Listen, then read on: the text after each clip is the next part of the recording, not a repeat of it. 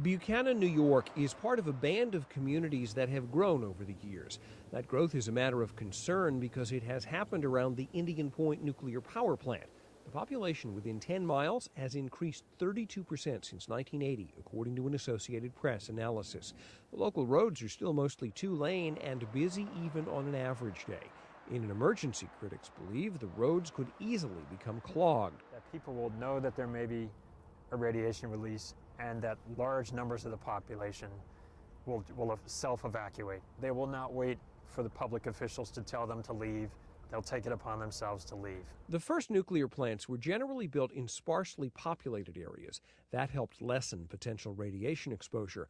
But the population has been growing in these once relatively remote places. The AP's independent analysis finds that from 1980 to 2010, the number of people living within a 10-mile evacuation zone of a nuclear power plant ballooned by 62% on average.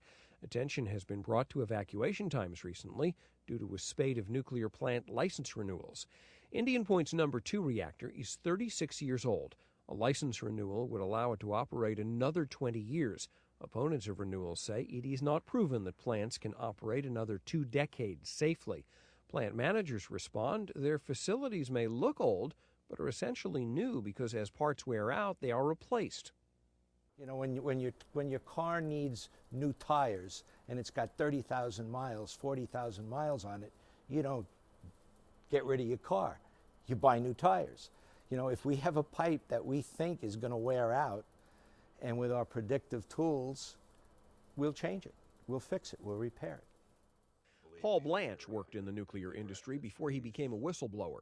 He opposes an Indian Point license renewal because, he believes, not all components of the facility can be easily swapped or tested. What also troubles him is what lies just 25 miles to the south. But the location of Indian Point in a high population zone such as New York City is absolutely, totally unacceptable, even if the regulations were enforced. In Buchanan and other towns near Indian Point, where it seems long waits within a radioactive danger zone would be likely, local officials have established evacuation shuttle routes. The hope is fewer people will clog roads by taking to their cars to evacuate and instead wait for volunteer-driven buses. And then they send buses or ambulances, whatever it is that may be, they will send it to those places to theoretically to pick up those people. Now we've seen in disasters in the past where that didn't work so well. Federal officials have floated their own emergency plan. Stay put. The NRC's Gregory Yatsko advised people in certain accident scenarios to hunker down in their homes.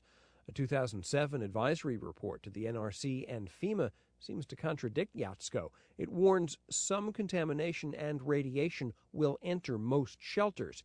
Perhaps sending a mixed message, it went on to advise if quick evacuation was possible, fleeing the area is always the most appropriate recommendation. Indian Point is one of 24 nuclear plants within 50 miles of some of the East Coast's largest cities. Plant officials say more hearings will be held this year to determine relicensing. Warren Levinson, The Associated Press.